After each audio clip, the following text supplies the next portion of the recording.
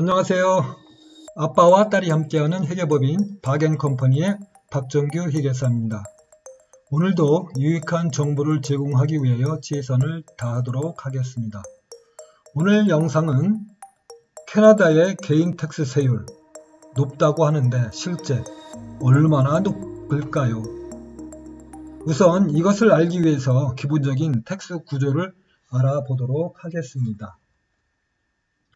캐나다는 일단 연방세가 있고요. 그 다음에 각 주별로 지방세가 따로 있습니다. 그래서 개인 텍스 신고를 할 경우 한 종이에 다 하지만은 거기에 보면은 연방세 세금 계산을 하는 게 있고요. 그 다음에 지방세 세금 계산을 하는 게 있어요. 그래서 본인이 살고 있는 주에 그 지방세 세금 계산을 해서 두 개를 합한 금액을 납부하거나 뭐 이렇게 되겠죠. 리펀드를 받거나 이렇게 됩니다. 그래서 연방세와 지방세에 대한 거를 일단 세율이 또 각각 다르기 때문에 그거에 대해서 알아보도록 하겠습니다. 여기 보시면은 이게 연방세의 그 텍스 브래킷이에요. 15%, 20.5%, 26%, 29%, 33%, 최고세율이 33%, 가장 낮은 세율이 15%예요. 그래서 이걸 적용하는 거는 한국 말로 얘기하면 과세 표준이라고 그래요. 여기서는 택서블 인컴이라고 그러거든요.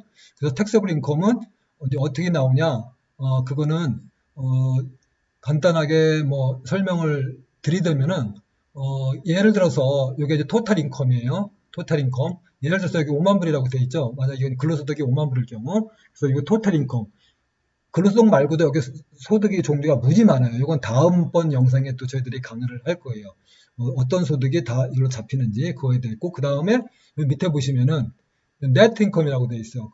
이 토탈 인컴에서 요 밑에 보시면은 네트 인컴을 어떻게 결정을 하냐면은 네트 인컴을 여기 보시면 뭐 RRSP라든지 여러 가지 이렇게 공제 사항들이 있어요. 차일드 케어 익스펜스라든지 이런 공제 사항들을 다 하고 나면은 그 다음에 네트 인컴이 나오고요. 그리고 나서 마지막 택서블 인컴, 여기 보시면 택서블 인컴이라고 되어 있죠.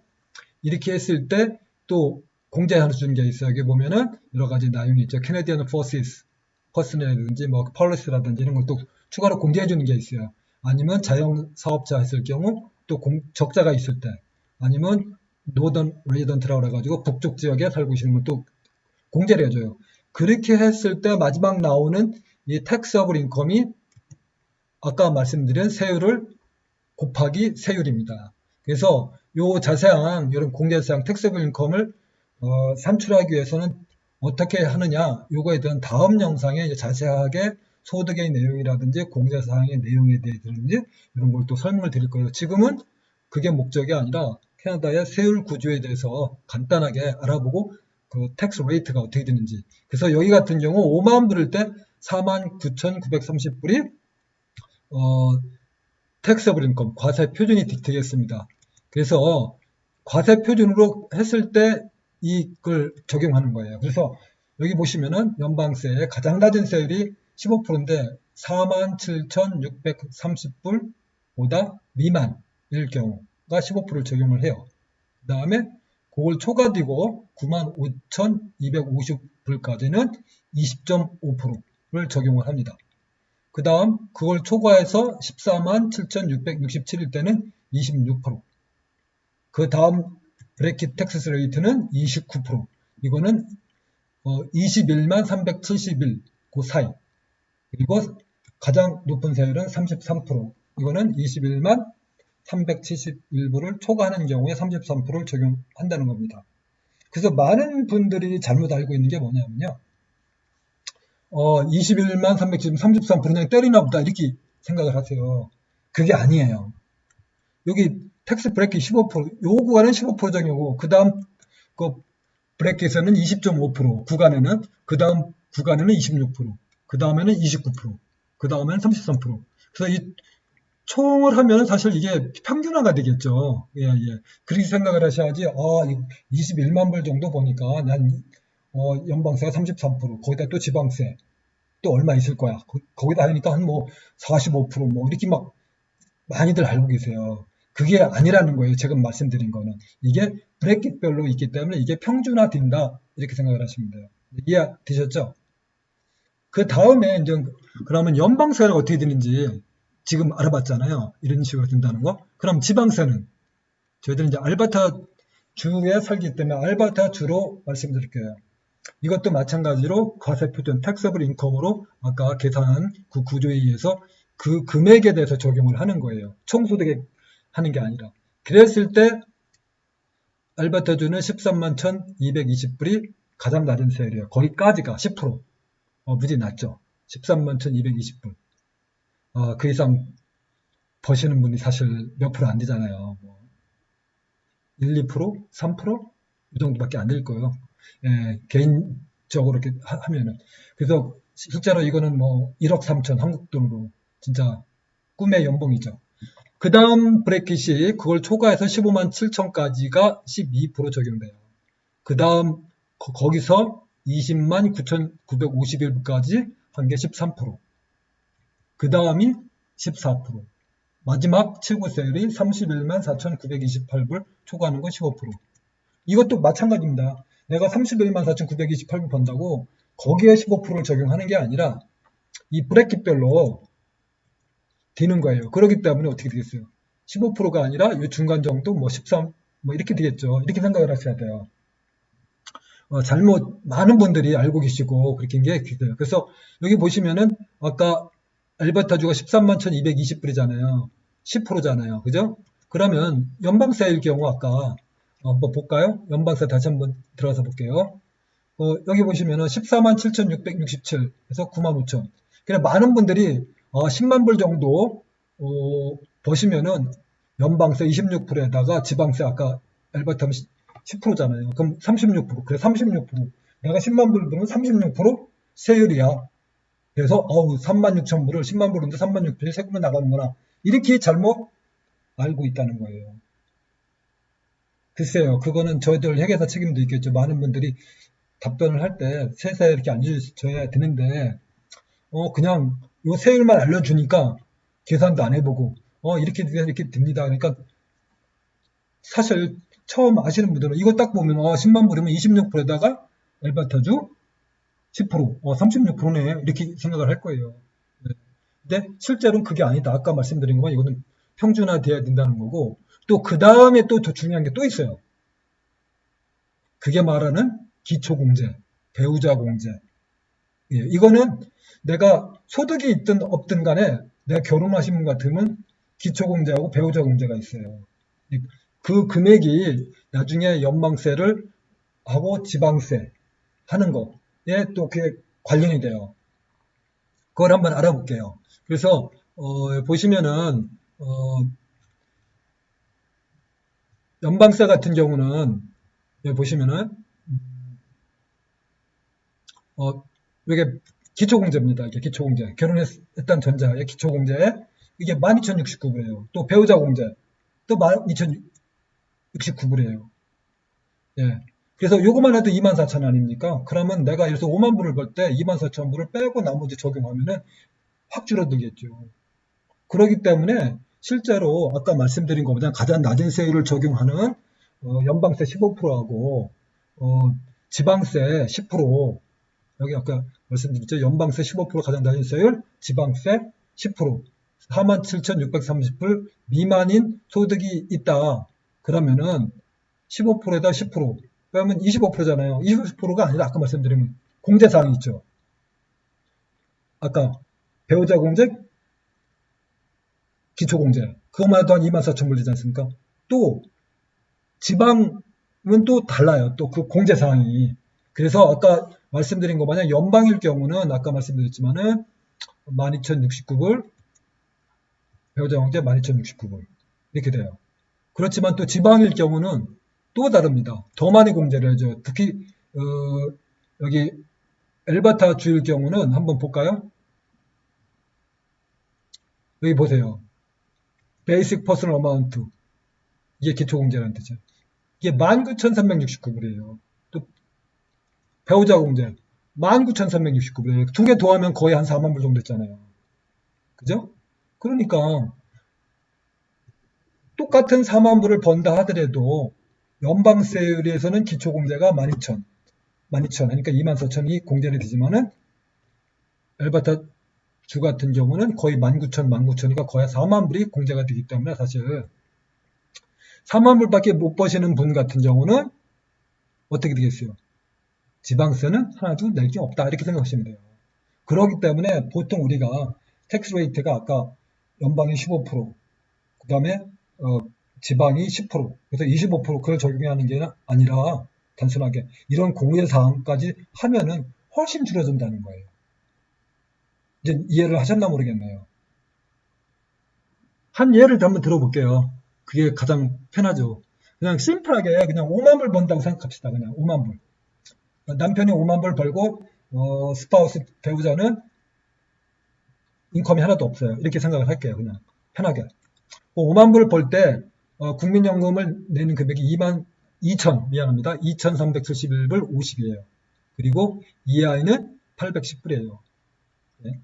그걸 떼고 또 여기 22번에 고용주가 인컴택스를 띨 거예요. 본인들이 아니면 구세청에서 이렇게 고시한 대로 떼라는 대로 이렇게 계산을 해서 뗐을 겁니다. 이거는 확정된 게 아니라 떼라는 대로 대충 뗐기 때문에 이거는 항상 적을 수도 있고 많을 수도 있죠. 그래서 저는 공란을 넣었어요. 그렇지만은 CPP하고 EI는 법적으로 떼게 돼 있기 때문에 요 금액을 딱 떼야 돼요. 더 많이 뗄 수도 있어요. 어떤 분들은 적게 뗄 수도 있어요. 그건 잘못 에러가 났기 때문에 나중에 결국 구세청에서 다시 이제 리어세스 하겠죠. 그렇기 때문에 이건 정확하게 뗐다고 생각을 하시고 인컴택스는 제가 빈 공간을 놔뒀습니다. 그냥 알기 위해서 얼마를 하는지 이렇게 했을 때 볼까요? 얼마가 나오는지 금액을 5만 불일 경우 실제로 아까 말씀드렸죠. 연방의 기초공제, 배우자 공제, 그 다음에 CPP 아까 띈 거 있죠. 그게 또 공제를 해줘요. CPP하고 EI 띈 거. 그 다음에 이거는 일률적으로 공제를 해주는 거예요. 5만 불일 때 엘버트 주에 살았기 때문에 근로소득 공제로 해서 다 해줘요. 그러면 실제로 어떻게 됩니까? 28,470불이 공제가 되는 거예요. 5만 불 소득이 있었을 때 연방에서는. 그래서 그거에 대해서 15%를 적용하면은 4,271불이 크레딧을 주는 거죠. 결론은. 네? 이 얘기는 쉽게 설명드리면은 어떻게 되면 연방세로 나온 금액이 7,617불이에요. 그 5만 불일 때 과표를 기준으로 해가지고 때리면은 그런데 요게 기초공제 해주니까 실제로 연방세는 3,346불이다. 이렇게 되는 겁니다.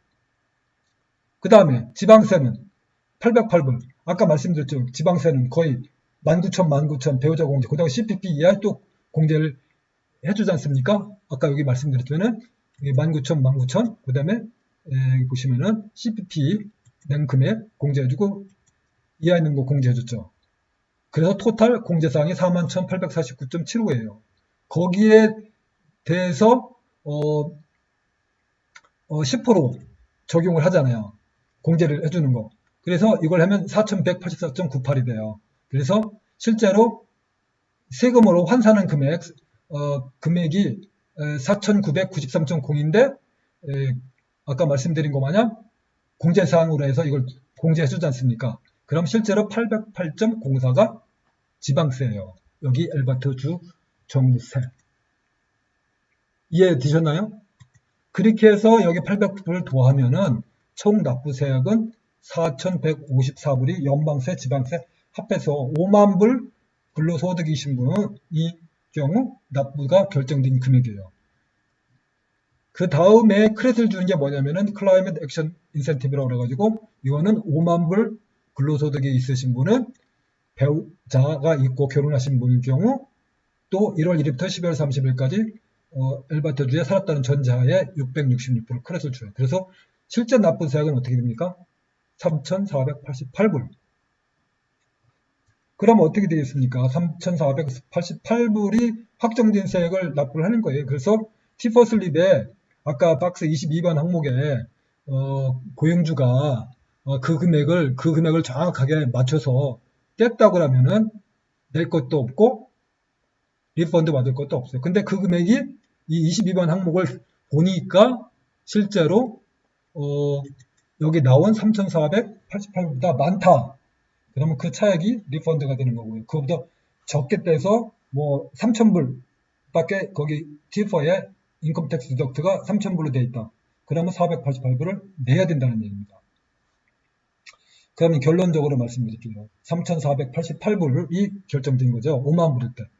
3,488불을 5만 불로 한번 나눠볼까요? 그러면은 6.97%예요. 쉽게 그냥 7%를 합시다. 반올림해서. 실효세율은 5만 불 소득이신 분이, 결혼하신 분이 납부해야 될 거는 7%다. 놀라셨습니까? 가장 낮은 세율이 연방이 15%고 엘바타주가 10%인데 그럼 도게 되면 25%로 많이 알고 있을 거예요. 다른 공제상 하나 없어요. 이거는 실제로 T4 5만 불 소득일 때 CPP 이하에 내는 거하고 근로소득하고는 아무 관련 없이 해주는 기초공제, 배우자 공제. 그 다음에 아까 얘기 말씀드린 건 5만 불 소득일 때 클라이밋 액션 인센티브. 이건 자동으로 들어가는 겁니다. 그렇기 때문에 실제로 5만 불 소득일 때 엘버테이주에션에 사신 분은 7%밖에 실효세율이, 납부세율이 7%다. 많이 놀랐을 겁니다. 많은 분들이 어떤 유튜브 같은 데 보시면은 그냥 본인의 봉급명세표 가지고 얼마 이렇게 얘기를 하시는데 그거는 실제로 결정된 게 아니라 나중에 이렇게 텍스 리턴에서 확정되면 그 차액을 많이 낸 거는 돌려받을 수 있는 거예요. 예, 예. 그리고 또 그거 말고도 또 여러 가지 또 직장마다 다르잖아요. 또 어떤 저축성 같은 거를 들어주는 경우도 있어요. 그걸 또 미리 종업원이 내가 예를 들어서 뭐 1,000불을 가입을 하면은 뭐 고용주가 또 1,000불을 또 이렇게 해주는 경우도 있고 그건 어떤 저축성이거든요. 그런 걸 경우를 그것까지 띈 거로 세금으로 간주해서 세금 계산을 하시면 안 돼요. 그래서 실제로 내가 납부한 세금으로 했을 때 7%밖에 안 된다. 5만 불 소득일 경우 이렇게 알고 계셔야 됩니다. 더욱더 중요한 거는 지금은 공제사항을 아무것도 안 했어요. 예? 그러니까 공제사항 아까도 처음 말씀드렸지만은 그냥 근로소득 5만 불일 때 말고 그 이외에 여기 보시면 여러 가지 있어요. 소득도 있지만은 만약에 RRSP를 든다든가 아니면 뭐 여러 가지 차일드 케어가 있을 수도 있고요. 또 아니면 무빙 익스펜스도 있고요. 여기 여러 가지 또 소득 공제사항이 많이 있어요. 또 도네이션도 있을 수도 있겠죠. 예, 예. 그래서 그런 걸 감안을 한다고 하면은 실제로 훨씬 줄어들 거예요. 그러면은 7%가 아니라 5%. 또 어떤 분들 같은 경우는 또 뭐 여유가 있으신 분들은 RRSP 들으시면은 다 돌려받을 수 있기 때문에 거의 뭐 세금 낸 거 다 돌려받을 수도 있을 수도 있다는 얘기예요. 예. 그렇기 때문에 이걸 좀 참고로 잘 알고 계시고 잘못된 정보 이거를 많이 좀 이해를 하셨을 겁니다. 예. 그래서 다음번 영상에서는 지금 저희들이 말씀드린 것 마냥 그럼 소득이 어떻게 되냐, 그 다음에 또 소득공제, 가장 중요한 거죠 사실은. 소득공제 사항은 어떻게 또 킵을 해야 되고 영수증을 모아야 되는지, 또 소득공제 사항이라든가 세액공제 사항이 어떤 것이 있는지 그거 알고도 다 하겠지만은 모르고 못하는 분이 많이 있을 수도 있어요. 그렇기 때문에 그거에 대해서 항목별로 실제로 한번 저희들이 강의를 해보도록 하겠습니다. 지금까지 유익한 정보였나요? 다음에는 더욱 유익한 정보를 가지고 찾아뵙겠습니다. 혹시라도 추가 질문이 있으신 분은 저희들 웹사이트 컨택 어스에 참조하시고 연락을 주시면 성실껏 답변해 드리겠습니다. 좋은 하루 되세요. 감사합니다.